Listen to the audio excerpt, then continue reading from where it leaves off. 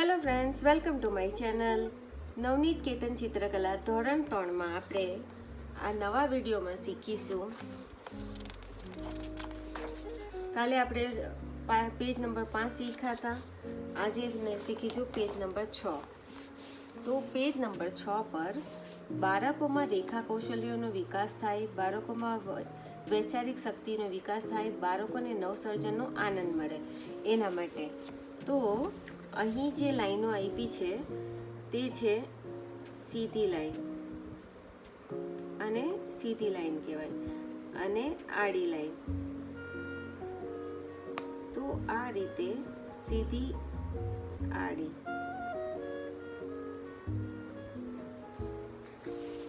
અહીં આપણે ડ્રો કરવાની છે. આ રીતે એક અલગ જ પેટર્ન બનાવે. જો આ બોક્સમાં આડી લાઈન છે 3, પછી ઊભી લાઈન છે, તો હું એ જ ફોલો કરું છું.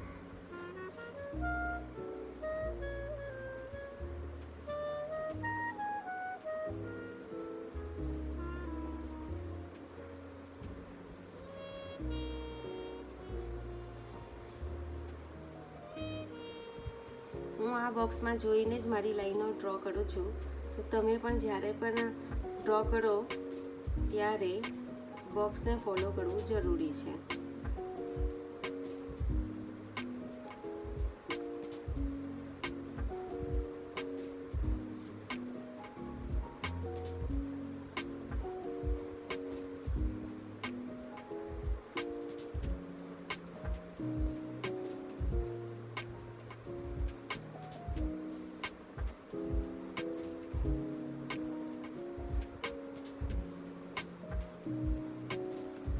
આ રીતે આખું બોક્સ આપણું કમ્પ્લીટ થઈ ગયું. આને કહેવાય કેલિગ્રાફી. હવે કેલિગ્રાફીમાં બીજા બોક્સમાં છે રાઉન્ડ, એટલે કે વર્તુળાકાર. આ રીતે આપણે જોઈનને જોઈન કરી વર્તુળ આકારમાં ડ્રો કરવાનું છે.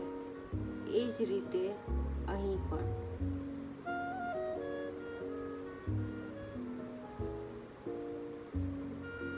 તો આ રીતે અહીં આ બોક્સ કમ્પ્લીટ કરવાનું છે.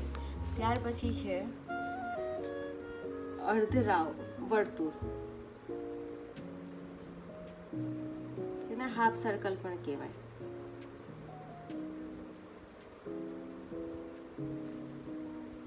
તો અર્ધ વર્તુળના જે આ ટપકાઓ આપ્યા છે તેને હું જોઈન કરીને બનાવી રહી છું.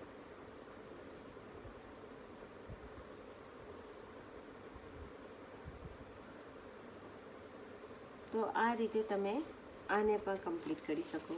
તો અહીં શું લખ્યું છે? ઉપર કેલિગ્રાફી રેખાઓના જુદા જુદા રેખાઓના આપ્યા છે, તેનો અભ્યાસ કરો. સર્જનાત્મક ચિત્રો અને અક્ષરલેખનમાં કેલિગ્રાફી વર્ક કરતી વખતે આ રેખાંકનો મહાવરો ઉપયોગી થઈ પડે છે. હવે નીચેની બાજુએ આપેલા કોરા સમચોરસમાં 3 કેલિગ્રાફી રેખાંકનો દોરવાના છે. તમે આ કોરા સમચોરસમાં અનુક્રમે 1, 2, 3 રેખાંકનો દોરો. એટલે કે આ બોક્સ આપણે કમ્પ્લીટ કરવાનું છે. તો તમે તમારી ચિત્રકલામાં આ રીતે આખું જે રીતે મેં આ બોક્સ કમ્પ્લીટ કર્યું એ રીતે તમે આ બોક્સ કમ્પ્લીટ કરજો. તો આ આપણો પૂરું થાય છે. તો હું તમને મળીશ નવા વિડીયોમાં. ત્યાં સુધી થેન્ક યુ.